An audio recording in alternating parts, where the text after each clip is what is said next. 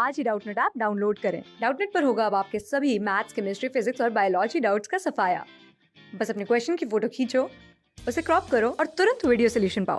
Download now. यहाँ पर हमें बायोडाइवर्सिटी के बारे में कुछ स्टेटमेंट्स दी हुई हैं और इनमें हमें ब्लैंक्स को फिल करना है अप्रोप्रिएटली और करेक्ट आंसर को सिलेक्ट करना है।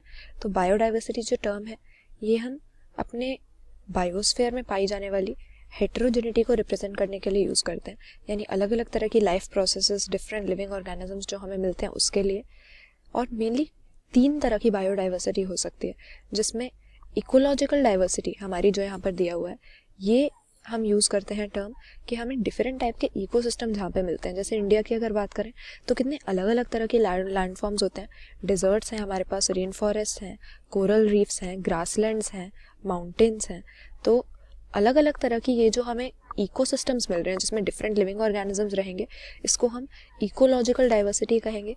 और इंडिया में किसी स्कैंडिनेवियन कंट्री के कंपैरिजन में ग्रेटर इकोलॉजिकल डाइवर्सिटी हमें मिलेगी। तो यहाँ पर इस वाले ब्लैंक में हमारा इकोलॉजिकल आ जाना चाहिए, क्योंकि नॉर्वे जैसी जो कंट्रीज़ हैं उनमें इतने डाइवर्स तरह के इकोसिस्टम्स हमें नहीं मिलेंगे जैसे कि इंडिया में मिलते हैं। तो इंडिया की इकोलॉजिकल डाइवर्सिटी इनसे ज़्यादा हो जाएगी। इकोसिस्टम की डाइवर्सिटी के लिए हम इकोसिस्टम टर्म तो यूज़ करते नहीं है, इकोलॉजिकल डाइवर्सिटी उसे बोलते हैं। इसीलिए ऑप्शन ए में सही ब्लैंक फिल किया हुआ है। फिर आगे देखें तो लिखा है कि वेस्टर्न घाट्स में ईस्टर्न घाट्स के कंपैरिजन में ज़्यादा डाइवर्सिटी है। किस चीज़ की? एम्फिबियन की स्पीशीज़ के लिए वेस्टर्न घाट्स जाना जाता है। एम्फिबियंस एक ऐसा टेक्सोनॉमिक ग्रुप है जो कि काफ़ी इजीली थ्रेटन्ड होते हैं, यानी इनकी स्पीशीज़ बहुत सारी ऐसी हैं जो इजीली एंडेंजर्ड हो जाते हैं, थोड़े वल्नरेबल होते हैं, ज़्यादा लाइकली होते हैं एक्सटिंक्ट होने के लिए या अपनी पॉपुलेशन में डिक्लाइन फेस करने के लिए। और वेस्टर्न घाट्स वैसे ही बायोडाइवर्सिटी में बहुत रिच हैं। ईस्टर्न घाट से अगर कंपेयर करें तो एम्फिबियंस की स्पीशीज़, फ्रॉग्स वगैरह यहाँ पे बहुत तरह तरह के पाए जाते हैं, स्पीशीज़ रिचनेस इनकी बहुत ज़्यादा है। तो यहाँ पर हम कह सकते हैं वेस्टर्न घाट्स में एम्फिबियन स्पीशीज़ की ज़्यादा बायोडाइवर्सिटी है ईस्टर्न घाट्स के कंपैरिजन में। तो ये भी हमें ऑप्शन ए में सही दिया हुआ है, बी में एम्फिबियन स्पीशीज़ लिखा है। फिर देखें तो थर्ड स्टेटमेंट में लिखा है कि ये रिच डाइवर्सिटी अक्यूमुलेट करने में मिलियंस ऑफ ईयर्स लग जाते हैं एवोल्यूशन के, लेकिन हम ये सारी वेल्थ या सारी बायोडाइवर्सिटी कितने समय में लूज़ कर सकते हैं ये हमें यहाँ पर बताना है। तो ये तो हम जानते ही हैं कि हमारे बायोस्फीयर में बायोडाइवर्सिटी बहुत ज़्यादा है, यानी फ्लोरा एंड फौना तरह तरह का पाया जाता है, एनिमल्स और प्लांट्स की बहुत सारी स्पीशीज़ हैं। लेकिन आजकल हम क्या देख रहे हैं कि इस बायोडाइवर्सिटी में तेज़ी से लॉस आ रहा है, या फिर कई सारी ऐसी स्पीशीज़ जिनकी पॉपुलेशन बहुत कम हो गई है और आने वाले समय में वो एक्सटिंक्शन का या अर्थ से डिसअपियर होने का थ्रेट फेस कर रहे हैं।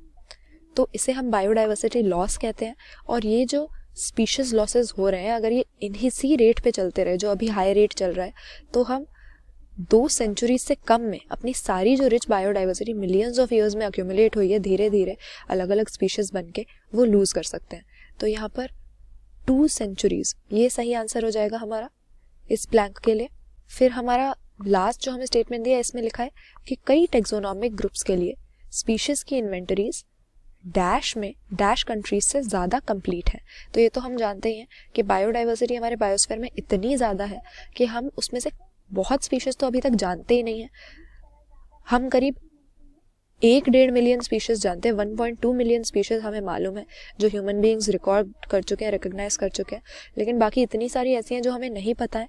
तो बायोडाइवर्सिटी ट्रॉपिकल रीजन्स में बहुत ज़्यादा होती है, क्योंकि यहाँ पर कुछ क्लाइमेट भी ऐसा होता है और यहाँ की हिस्ट्री भी ऐसी रही है कि रिच बायोडाइवर्सिटी यहाँ पे अक्यूमुलेट हो गई। तो ट्रॉपिकल रीजन्स की बायोडाइवर्सिटी की इन्वेंटरी करना, यानी यहाँ पर लिस्ट बनाना कौन सी स्पीशीज़ पाई जाती हैं, ये बहुत ही मुश्किल होता है। इसीलिए टेम्परेट रीजन्स में ट्रॉपिकल रीजन के कंपैरिजन में हम ज़्यादा स्पीशीज़ जानते हैं, और ट्रॉपिकल रीजन में इतने ज़्यादा स्पीशीज़ रिचनेस है कि हमें अभी बहुत सारी स्पीशीज़ मालूम ही नहीं है। तो हम कह सकते हैं कि कई टेक्सोनॉमिक ग्रुप्स के लिए स्पीशीज़ इन्वेंटरी या जो लिस्ट हमने बनाई हुई है वो टेम्परेट रीजन में ज़्यादा कंप्लीट है ट्रॉपिकल कंट्री के कंपैरिजन में। ऐसा इसीलिए क्योंकि ट्रॉपिकल कंट्री में बायोडाइवर्सिटी इतनी है कि उसकी इन्वेंटरी बनाना हमारे लिए मुश्किल है। तो ये भी यहाँ पर सही लिखा है कि टेम्परेट रीजन में ट्रॉपिकल रीजन के कंपैरिजन में ज़्यादा कंप्लीट है। तो बायोडाइवर्सिटी के बारे में हमें जो यहाँ पर स्टेटमेंट्स दी थी उनमें करेक्टली ब्लैंक्स को ऑप्शन ए में फिल किया गया, तो ये अपना करेक्ट आंसर हम यहाँ मार्क कर देंगे। क्लास 6 से 12 से लेके नीट, IIT, JEE मेंस और एडवांस के लेवल तक 10 मिलियन से ज्यादा स्टूडेंट्स का भरोसा। आज ही डाउनलोड करें डाउटनेट ऐप या व्हाट्सएप कीजिए अपने डाउट्स 8400 400 400 पर।